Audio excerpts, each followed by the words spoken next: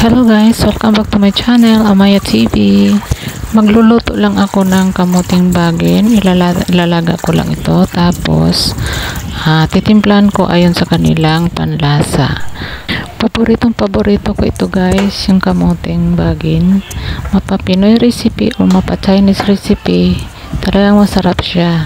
Oo nga pala, ang tinitimpla nila dito ay oyster sauce, tapos garlic lang, tapos lagyan ng kaunting mantika. Tapos sa Pilipinas naman, sa Filipino recipe naman, lagyan ng kamatis, lagyan ng suka, lagyan ng luya, bawang, ganun. Masarap pa rin siya, sobrang sarap.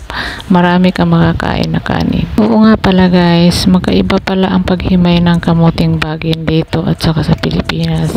Sa Pilipinas kasi ay diretso na siya, puputulin yung dahon. Dito naman ay babalatan pa yung mga tangkay para madali lang siyang maluto at saka hindi, kumbaga merong tawag dito, yung para pag nguya walang sasabit sa iyong ngipin, kaya binabalatan talaga siya, hinuhubaran. Kaya mas maganda rin naman dito ka lang matagalan ka sa pagbabalat, aabutin ka ng mga kalahating oras kahit dalawa kayo. Sa Pinas naman ay direkta na lang siyang pagkatapos ng tanggalan ng tangkay, diretso na siya, taran, ganun na kaagad, kainan na.